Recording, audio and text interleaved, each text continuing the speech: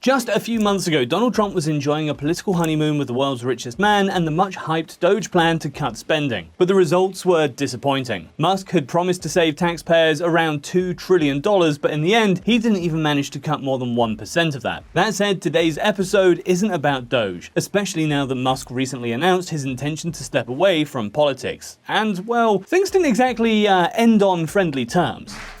Trump and Musk trade insults as row erupts in public view. The breaking point in the relationship between the president and his one-time ally came after weeks of Musk lobbying against Trump's big, beautiful spending bill.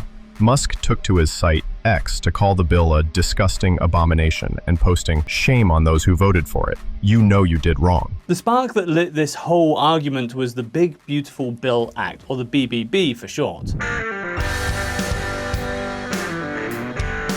A massive public spending spree that makes any Doge victory look completely irrelevant. The BBB has the potential to add $5 trillion to the US national debt over the next 10 years. And how much is that exactly? That's more money than Japan's entire annual GDP. It's absolute madness. So much so that even Musk blew a fuse over it.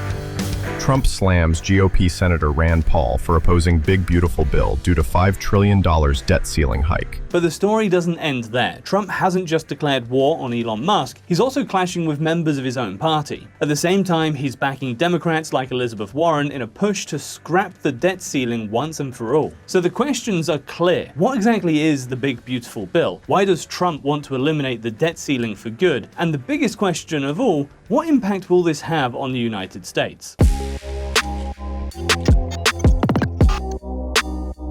For Americans, there's a recurring event almost as routine as the Super Bowl or voting in elections: watching their member of Congress raise the debt ceiling. In other words, increasing the legal limit on how much the federal government can borrow. But that's not all. The law also technically prohibits refinancing existing debt. On paper, that might sound like a good idea, but there's a big problem. The same politicians who vote in Congress on how much deficit they want are the same ones who vote on the debt ceiling. And the result? In practice, the debt ceiling has become just a formality.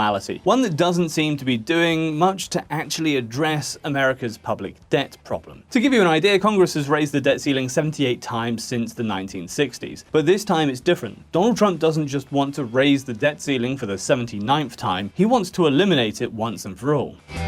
The debt limit should be entirely scrapped to prevent an economic catastrophe. And you know what? Trump might actually have a point. Earlier we said the debt ceiling is just a formality that doesn't really limit the issuance of public debt, but that's not entirely true. A formality is something that neither helps nor hurts, but the debt ceiling, it can actually be hurting US finances. Let me explain. Remember when we said that once the ceiling is hit, the Treasury can't even refinance debt it's already taken on? Well, in practice, that means the United States could technically default, even though it's fully capable of paying its debts. And that's why every time the federal debt approaches the legal limit, financial markets get nervous. Because yes, most of the time Congress raises the ceiling, but what if next time they don't? That kind of uncertainty shakes investor confidence, lowers the perceived quality of US debt, and forces the government to offer higher interest rates just to sell its bonds. The bottom line? The debt ceiling doesn't reduce how much debt is issued, but it does make it more expensive. It forces the US to pay more interest on that debt. Now, would a temporary default really be that damaging? Back in 1979, a simple administrative error caused the Treasury to accidentally default on a few low-value bonds. The mistake was quickly fixed, but even that tiny, accidental, and short-lived default was enough to send shockwaves through the financial system. The cost of borrowing shot up for the United States. To put it into perspective, that one incident ended up costing the Treasury the equivalent of $40 billion in today's dollars. Twice as much as Doge has managed to save the federal government, according to its own official numbers. But that wasn't the only debt ceiling incident that left a mark on the country's finances. United States of America long-term rating lowered to AA+ on political risks and rising debt burden. In 2011, the debt ceiling system went through its most stressful moment. The US was recovering from the 2008 crisis, and President Obama needed to raise the ceiling to cover the fiscal stimulus from previous years. But Congress had a Republican majority, and not just any Republicans. That session saw the rise of the Tea Party movement. As the name suggests, this group is closely tied to one of the founding episodes of the United States, when American colonists dumped British tea into Boston Harbor in protest. The irony? That protest was actually triggered by a tax cut, not a hike. But if you're interested, drop a comment because that's a whole other video. Anyway, the Republican-controlled Congress was heavily influenced by a group of lawmakers who fiercely opposed raising the debt ceiling. In the end, yes, they reached a deal with Obama, but the political uncertainty led credit rating agencies to downgrade US debt for the first time. And that Tea Party victory, it didn't last long. Sure, they forced Obama to make some spending cuts to balance the budget, but over time the group lost influence and Congress went back to increasing spending like nothing happened. Now you've seen all this context, it might be easy to understand why getting rid of the debt ceiling might not be such a bad idea. In fact, no other developed country in the world has anything quite like it. The closest case is Denmark, but in their case it's truly just a formality. Denmark has public debt equivalent of 33% of its GDP, while its debt ceiling is set above 100%. In fact, that limit was doubled in 2008, just in case another major crisis happened and debt levels spiked, to prevent the ceiling from becoming a problem. But what if I told you that the US doesn't need to look to other countries for guidance? What if it already had an effective debt limit in place in the past?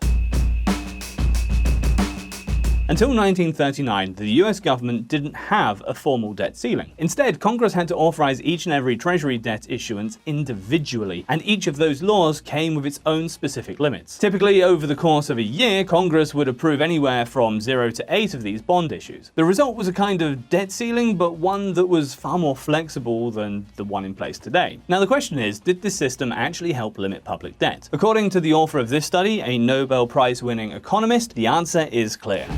Has the debt limit been an upper bound on total debt to be anticipated over medium to long horizons during peace times? Has the debt limit been a reliable signal about prospective surpluses of federal revenues over net of interest expenditures? Before 1939, mostly yes and yes. After 1939, no, and unequivocally, no. So if that system worked so well, why was it eliminated in 1939? There are several reasons, but the most obvious one is that having to approve every single bond individually was, pardon the expression, a total pain. Sure, when they only issued 3 bonds a year, it wasn't a big deal, but that made sense in the 18th century, not in a modern economy. So sorry, but no, this chapter in US economic history is fascinating, but it's unlikely to offer a realistic solution to today's debt problem. Instead, Donald Trump should consider an automatic correction system, one that, if debt crosses a certain threshold, automatically triggers either a tax increase or spending cuts. However, there's one small problem. Remember the negotiation between Barack Obama and the Tea Party? Well, one of the outcomes was exactly this: automatic correctives. We're talking about the famous sequesters, so named because they sequester government spending if the deficit gets too high. The problem? When they kicked in during 2013, cutting $83 billion, about 2.3% of federal spending, they were extremely unpopular. So you can probably guess what happened. Exactly. Those automatic cuts were frozen under the Budget Acts of 2013, 2015, 2018, and 2019. And by 2019, they had had enough and eliminated them altogether. So to sum it up, trying to fix the debt problem with this kind of policy doesn't seem to work, and may even cause more harm than good, because in the end, if politicians want to spend, they're going to spend. Which brings us to another key point in this video. We've talked about the debt ceiling, but why is Trump so determined to get rid of it? Well, despite his closeness with Javier Milei, Trump's economic policy has more in common with Peronism than with the chainsaw. The big, beautiful bill is set to push the deficit up by 0.7%. At first glance, that's already a lot. Remember, European countries are supposed to keep their deficit below 2%, so this expansion alone would eat up a third of the margin. But let's not forget that the US deficit is already far higher than most European countries, and what's worse, it's very likely this bill will end up adding not 0.7 percentage points to the deficit, but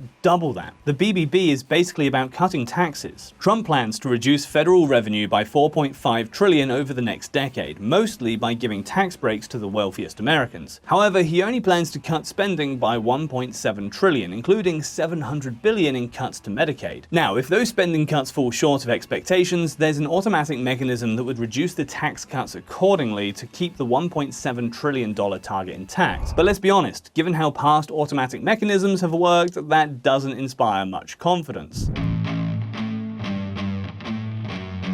Overall, estimates suggest that this law will increase the deficit by $3 trillion, possibly as much as $5 trillion, and that higher figure is actually pretty likely. Here's why. This bill includes many temporary tax cuts set to expire in just a few years. In theory, public revenue should go back up once those cuts expire, mostly between 2027 and 2028. But what if Congress votes to make those tax cuts permanent? Then the deficit would skyrocket. And watch out, because that's the most likely scenario. In fact, most of the big beautiful bill is aimed at making the temporary policies for Trump's previous tax cut, the TCJA, permanent. But let's not forget, 2028 is an election year. Do you really think the GOP is going to pass a historic tax hike right before they fight for the White House? Maybe, but personally I wouldn't bet on it. Now, don't think this is the only issue with the big beautiful bill. This bill disappointed Elon Musk so much that it triggered the tweet storm we're all too familiar with by now. But the truth is, from a purely selfish standpoint, the bill actually benefits him quite a bit. And the reason? As we've already mentioned, is that Trump's BBB is basically a tax cut for the wealthiest Americans, for the richest and also the oldest. An American in the top 20% who won't be born for another 20 years would gain around $18,000 from the tax cuts. But another American in the same income level who's 70 years old, brace yourself, they'd save $109,000. And overall, the ones who fare the worst are low-income workers between the ages of 40 and 60. Of course, Donald Trump claims that this tax reform will generate so much economic growth that even lower-income Americans will eventually benefit. However, the highly respected Tax Foundation estimates that GDP will only grow by 0.8% more over the next decade. In general, both the Tax Foundation and the Congressional Budget Office argue that these tax cuts are not particularly efficient, and that it would have been better to focus on reducing things like capital asset deductions. Not to mention that this law makes the tax code much more complex, or in other words, a golden opportunity for tax fraud. In both cases, we're talking about highly respected organizations that are very much in favor of tax cuts, just not like this. In any case, whether this law is good or bad, there are still two important points to make. First, Donald Trump actually promised even more deficit spending during his campaign, so either moderate Republicans have managed to rein him in, or in a few months we'll see another bill that turns the federal budget upside down again. And second, things may not turn out quite as well for Trump as he had planned. Do you remember the Tea Party? Well, even though it no longer exists as an official movement, there are still politicians aligned with its ideals. One of them is Rand Paul, son of the famous Ron Paul, who briefly left the Republican Party and became the first and only US congressman from the Libertarian Party. According to Rand Paul, there are already 4 Republican senators ready to vote against the big beautiful bill, just enough to block it in the Senate. And believe me, that has angered Donald Trump just as much as Elon Musk's betrayal. In any case, now it's your turn. Do you think Donald Trump should finally eliminate the debt ceiling once and for all? What other mechanisms could better limit the excesses of bills like his BBB? Will Trump be able to pass this flagship bill through the Senate, or will he be forced to make more concessions? Let us know your thoughts in the comments, and as always, don't forget that here on Visualeconomik, we release new videos every week, so subscribe to the channel and hit the bell so you don't miss an update. If you enjoyed this video, give it a like, and we'll see you in the next one. Thank you for watching, and I'll see you next time.